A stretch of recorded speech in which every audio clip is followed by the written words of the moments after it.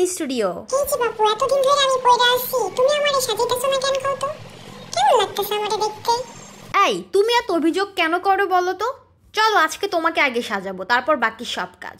কি পাচ্ছ, এটাকে আমি এখন একটু লেভেলে নিয়ে আসতেছি, কারণ সে একদমই লোয়ার লেভেলে আছে। তাই এটাকে লেভেলে তোলার জন্য আমি অ্যাপ্লাই করছি হোমমেড DIY জেসো। সম্পূর্ণটাকে আমি প্রথমবার কভার করে ফেলবো, একটা লেয়ার দিব, আর তারপর আমি সেকেন্ড লেয়ার অ্যাপ্লাই করব। তো দেখতেই পাচ্ছ প্রথম লেয়ার একদম শুকিয়ে গেছে, এখন আমি আবার অ্যাপ্লাই করছি সেকেন্ড লেয়ার। এখানেও আমি সেমভাবে অ্যাপ্লাই করছি DIY জেসো।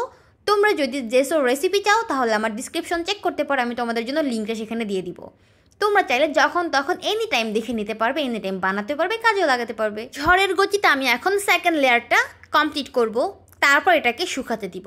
তো দেখো একদম রেডি হয়ে গেছে, এখন এটাকে শুকাতে দিব, তারপর বাকি কাজ শুরু করব।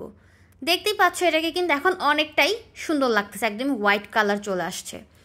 কিন্তু তারপর দেখলাম যে এটার সাইড দিয়ে এখনও জেসোগুলো লাগানো হয়নি, তো কি আর করা যাবে, আমি আবার আস্তে ধীরে সাইড দিয়ে বর্ডারটাকে একদম জেসো দিয়ে কভার করে দিচ্ছি। এই যে দেখো খুবই আস্তে আস্তে করতেছিলাম, কারণ আমার এক হাতে ফোন ছিল আর এক হাতে ব্রাশ। এই যে দেখো একদমই রেডি হয়ে গেল, এটা একেবারে শুকিয়ে গেছে। এখন এটার উপর অ্যাপ্লাই করব আমার মনের মাধুরী মিশিয়ে রং বেরঙের জিনিসপাতি, ঠিক আছে, মানে অনেক কালার অ্যাপ্লাই করবো আর কি। তো দেখো এই যে একদম রেডি হয়ে গেছে, তো চলো এবার কালার রেডি করি এটার জন্য। এখানে আমি অনেকগুলো কালার নিয়ে বসলাম, দেখা যাক কোনটা কখন কোন কাজে লাগানো যায়। তো আমি এখন সেটারই ব্যবস্থা করতেছি। এটা একদম রেডি হয়ে গেছে কালার নেওয়ার জন্য। তারপর আর কি তার জন্য একটা নতুন কালার প্লেট বাহির করলাম শুধুমাত্র তাকে সাজানোর জন্য। এবার চলো আমরা সব কিছু রেডি করি। সবার আগে আমি অ্যাপ্লাই করছি এখানে লাইট পার্পল কালার, বাট দেখতে মনে হচ্ছে এটা ব্লু কালার। আমি কেন যেন বুঝতে পারি না, আমার এই মানে ফোনের ক্যামেরাতে কেন যেন এই কালারটাকে একদম ফোকাস করে না। দেখো কিরকম লাগতেছে দেখতে। আচ্ছা ধরো এটাকে আমি এখন আপাতত ব্লু কালারই বলি, কি আর করা যাবে। তো দেখতেই পাচ্ছ এখানে আমি কিন্তু খুবই আস্তে আস্তে কালারগুলো অ্যাপ্লাই করছি, কারণ এখানে আমি 3টা পার্টে 3 রকমের কালার অ্যাপ্লাই করব। আর তোমরা নিশ্চয়ই সেটা ভিডিও শুরুতে দেখে নিয়েছিলাম আমি এটা ঠিক কীরকম করে বানিয়েছিলাম। এটা দেখলে কিন্তু অনেক বেশি সুন্দর হয়েছিল। তো দেখো এই যে আমি আস্তে ধীরে কালার করছি, অনেকটা সময় নিয়ে এই কাজটা করতেছিলাম আমি, পুরো একটা দিন লেগে গেছে আমার। এই যে দেখো এই কালারটা আমি অ্যাপ্লাই করা শেষ, এবার হচ্ছে সেকেন্ড কালার। এখন তার জন্য কালার বানাতে হবে। আমি এখন বানাবো কি কালার বলো? আমি এখন বানাচ্ছি বাটার ক্রিম কালার। তার জন্য লাগবে হোয়াইট কালার এবং খুবই সামান্য ইয়েলো কালার। এটাকে ভালো মতো মিক্সড করব, তারপর অল্প একটু ব্রাউন কালার অ্যাড করব, ব্যাস হয়ে গেল খুবই সুন্দর ইউনিক একটা বাটার ক্রিম কালারের শেড। এই যে দেখো এখন এটাকে আমি খুবই আস্তে আস্তে অ্যাপ্লাই করছি। এই যে দেখো কত আস্তে আস্তে, দেখো অনেক ফাস্ট মনে হচ্ছে, বাট এটা খুবই আস্তে আস্তে করতেছিলাম আমি অনেক সময় নিয়ে। দেখো সেকেন্ডটা কমপ্লিট, এখন হচ্ছে থার্ড পার্টে অ্যাপ্লাই করব আরেকটা কালার। কালারটাও আমি নিজে বানিয়ে নিব, আর তার জন্য আমার লাগবে হচ্ছে অরেঞ্জ কালার আর ব্ল্যাক কালার। এখন আমি বানাবো মিডিয়াম ব্রাউন কালার। তার জন্য আমি এখানে অনেকগুলো অরেঞ্জ কালার নিলাম, তারপরে খুবই সামান্য একটু ব্ল্যাক কালার নিলাম, আর ভালো মতন মিক্সড করলাম। মিক্সড করতে করতে হয়ে গেল দারুণ একটা মিডিয়াম ব্রাউন কালার শেড। দেখো কত সুন্দর লাগতেছে কালারের শেডটা। এবার চল অ্যাপ্লাই করি। এটা অনেক বড় এরিয়া নিয়ে, তো অনেক সময় লাগবে এটা আস্তে আস্তে করতে। তো দেখো আমি এখানে আস্তে আস্তে কাজ শুরু করে দিলাম, তারপর তোমরা দেখবে এটাকে একটু পরে দেখতে ঠিক কেমন লাগে।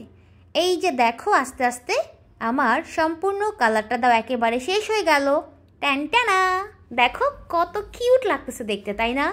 ওয়াও, মনে হচ্ছে এভাবেই রেখে দিয়ে আর কোনো কাজ করতে হবে না। কিন্তু না, আমি আরও কাজ করবো এটার উপরে। এবার চলো এখানে আমি সিলভার কালার অ্যাপ্লাই করব। এখানে টোটাল আমার 3টা রিং আছে, মানে রাউন্ড শেপ আছে। এটাতে আমি প্রথমটাতে হচ্ছে সিলভার কালার অ্যাপ্লাই করতেছি। দেখো এই যে এটাকে আমি অনেক আস্তে আস্তে অনেক সময় নিয়ে তারপর সিলভার কালারটা অ্যাপ্লাই করলাম, যাতে অন্য কোনো জায়গায় এটা রংটা ছড়িয়ে না যায়। তো দেখতেই পাচ্ছ এই যে আস্তে আস্তে করার পর এখন দেখো ফাইনাল লুক একদম রেডি। এখন হচ্ছে আমি হোয়াইট কালার অ্যাপ্লাই করব সেকেন্ড রিংয়ের উপরে। এটাও কিন্তু অনেক আস্তে আস্তে অনেক সময় নিয়ে করতে হবে। এটা কিন্তু যথেষ্ট বড় একটা, কি বলে এটাকে, টুপি বলবো না কি বলবো আমি জানি না, এটা হচ্ছে কৃষকরা মাথায় দেয়, এটা হচ্ছে কৃষকের টুপি, ঠিক আছে। তারপর এই যে দেখো এবার আমি থার্ডে হচ্ছে ব্ল্যাক কালার অ্যাপ্লাই করব। এরপরই দেখো মনে হচ্ছে সব কাজ শেষ, আর কোনো কাজ না করলেও চলবে। এই যে দেখো একদম রেডি হয়ে গেছে, এটা একেবারেই শুকানোর জন্য রেখে দিয়েছিলাম, শুকিয়ে গেছে। এখন এইটাকে আমি এখান থেকে নিয়ে তারপর এটার উপরে অ্যাপ্লাই করব আরও কিছু রং। এই যে দেখো এখন আমি ডট ডট দিব। এই যে ব্লু কালারের উপরে আমি দিচ্ছি হচ্ছে সিলভার কালার দিয়ে ডট ডট ডট।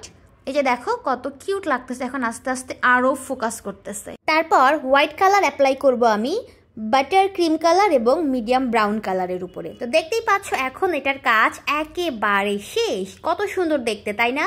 এটাকে এবার আমি রেখে দিব শুকানোর জন্য। তারপর এর উপরে স্প্রে করতে হবে যাতে কালারটা অনেক টেকসই হয়, কোনো প্রকারের প্রবলেম না হয়, পোকামাকড় ইফেক্ট না করে। তো দেখতেই পাচ্ছ এই যে এটা আমি শুকানোর জন্য রেখে দিয়েছি এখন। তো আর কি, এটা হচ্ছে পরের দিনের ভিডিও।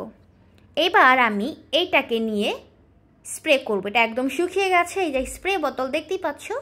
এবার এইটার উপরে ধামাধাম করে স্প্রে করে দিব। আর এই যে দেখো এবার স্প্রে করা হচ্ছে। স্প্রে করলে কিন্তু অনেক বেনিফিট, তোমরা সেটা জানো সবাই। স্প্রে করা শেষ, এবার দেখো ফাইনাল লুক। টান টানা।